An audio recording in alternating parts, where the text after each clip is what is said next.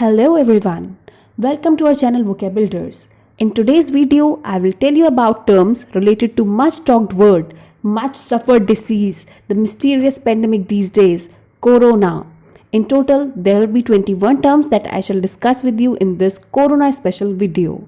So finally starting with today's content, this is me, Gyati Gupta, and be with me till the end of this video.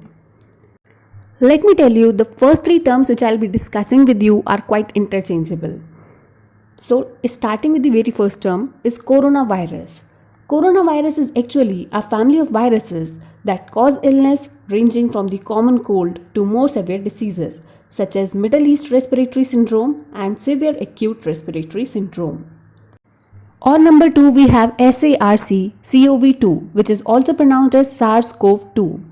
It is the name of the novel coronavirus that causes COVID-19 disease. Or number 3, we have COVID-19. The name of the disease caused by the novel coronavirus SARS-CoV-2 and is the short term for coronavirus disease 2019. Moving to term number 4, which is epidemic. It is a sudden increase in the number of cases of a disease above what is normally expected in the population of an area. Then we have term number 5, which is pandemic. Pandemic is actually an epidemic that has spread over several countries or continents, usually affecting a large number of people. So I think the difference between epidemic and pandemic is clear. Now moving to the next term, which is case fatality rate. It is an estimate of the risk of mortality from a contagious disease. Now, making it more understandable, it is actually calculated by dividing the number of deaths caused by a disease by the number of cases of that disease in a given time period. The CFR is time and location dependent, and many different factors can influence the CFR, such as the speed of diagnosis of cases, health system capacity, age, and other demographic characteristics, etc. Moving to the next term, which is close contact. A person who may be at the risk of a contagious disease because of their proximity or exposure to a known case. For COVID-19, the CDC defines a close contact as anyone who has been within 6 feet of a person infected with the virus for a prolonged period of time or has had direct contact with the infected person's secretion. Then we have the next term, which is contact tracing. It is the process of identifying, assessing, and managing people who have been exposed to a contagious disease to prevent onward transmission. Moving to the next term, which is drive-through testing. Individuals remain in their vehicles and medical staff in protective gear come to administer the swab test, and the swabs are sent to laboratory for testing. Then we have the next term, which is droplet transmission or droplet spread. It is a mode of transmission for a contagious disease that involves relatively large, short range, which means less than 6 feet, respiratory droplets produced by sneezing, coughing, or talking. On number 11, we have flattening the curve, slowing a virus spread to reduce the peak number of cases and related demands on hospitals and infrastructure. Now we have the 4 confusing terms which are sometimes interchangeably used. For example, home isolation, self-quarantine, quarantine, isolation. So clearing out the confusion and starting with the very first term is home isolation. When persons with COVID-19 who have symptoms or laboratory confirmed COVID-19 are directed to stay at home until they are recovered. This is what we call home isolation. Then next term is isolation. Separation of sick people with the contagious disease from those who are not sick.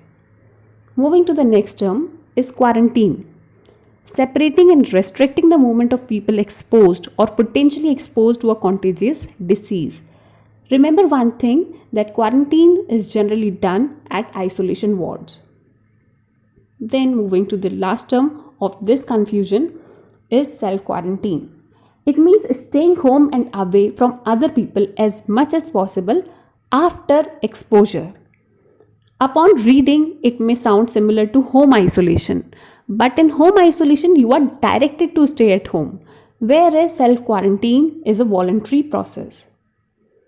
Moving to the next term is shelter in place. All residents must remain at their place of residence except to conduct essential activities, essential businesses, and other essential government functions. I think this is the most relatable term because we all are in the phase of shelter in place only. Now, moving to the next term, which does not need any explanation because it has been strongly felt at a major level by every single person on this earth right now. It is social distancing. So, giving out it a formal reading, measures taken to reduce person to person contact in a given community with the goal to stop or slow down the spread of a contagious disease. Measures can include working from home, closing offices and schools, cancelling events, and avoiding public transportation. Moving to the next term is viral shedding.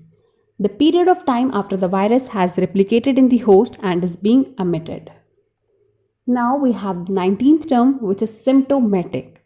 It means showing symptoms of disease. The most common symptoms of COVID-19 include cough, shortness of breath or difficulty breathing, fever, chills, muscle pain, sore throat, and new loss of taste or smell.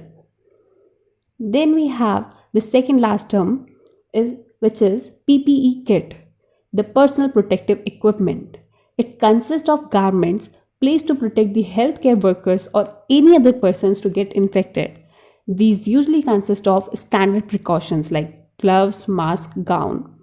If it is blood or airborne high infections, it will include face protection, goggles or mask or face shield, gloves, gown or coverall, head cover, rubber boots.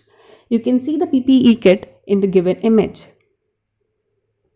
Moving to the last word, which is herd immunity. It is an indirect protection from a disease resulting from a large percentage of the population gaining immunity either through vaccination or through recovering from the disease. Let me tell you that the government of Britain thought that herd immunity would be feasible in this case, but it was of no use. Herd immunity could not be feasible when implemented. So with this, I conclude today's video. Hope you were able to extract something informative out of this video. If you like it, do give it a thumbs up. If you have any inquiry, suggestions or feedbacks, then put them in comment section. Do subscribe to my channel and share the video as much as you can. Last but not the least, thank you for watching and listening. Bye.